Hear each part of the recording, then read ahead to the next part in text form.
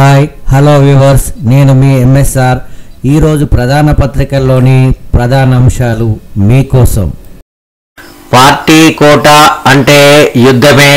42% రిజర్వేషన్లతోనే ఎన్నికలకు వెళ్ళాలి BC JAC. రాజ్యాంగ సవరణ ద్వారానే బీసీ రిజర్వేషన్లకు శాశ్వత పరిష్కారం.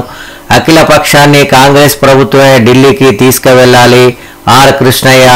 బీసీలంతా ఏకం కావాలి ఎల్ రమణ. ఏకాభిప్రాయం రావాలి బండారు. బీసీల న్యాయ సాధన దీక్షకు మద్దతు.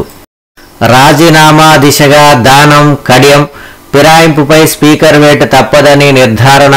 అనర్హతతో పరువు పోగొట్టుకోవడం కంటే రాజీనామా చేయడమే మేలు. ఇప్పటి వరకు విచారణకు హాజరు కాని ఆ ఇద్దరు బీఆర్ఎస్ పిటిషన్లపై నేడు సుప్రీంలో విచారణ. స్పీకర్ చట్టబద్ధమైన నిర్ణయం తీసుకోవాలి. బెంగాల్ లాంటి పరిస్థితి చేర్చుకోరనుకుంటున్న కాంగ్రెస్ నేత జీవన్ రెడ్డి. త్రిముఖ వ్యూహం. మంత్రులు, ఎమ్మెల్యేలు, లోకల్ లీడర్లతో సమన్వయం.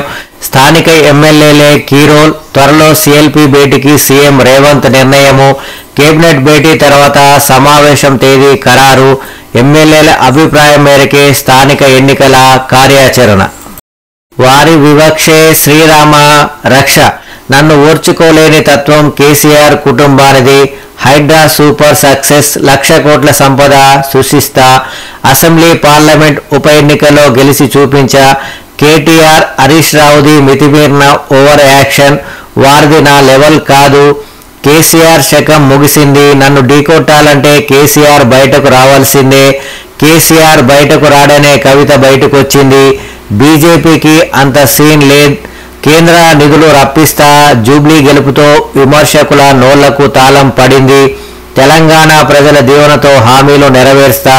సన్నిహితులతో సీఎం రేవంత్ రెడ్డి మనసులో మాట. రాజ్యాంగ సవరణ జరగాల్సిందే. చట్టసభల్లో బీసీలకు రిజర్వేషన్లు ఇవ్వాల్సిందే. ప్రధాని మోడీ బీసీల పక్షపాతి. ఆయనతోనే బీసీలకు న్యాయం. బీసీల న్యాయమైన డిమాండ్లను కేంద్రంలోని బీజేపీ అడ్డుకోదు. న్యాయపరంగా కేసు 100% గెలుస్తుంది. స్థానిక సంస్థల ఎన్నికలకు రాజ్యాంగ సవరణ శాశ్వత పరిష్కారం.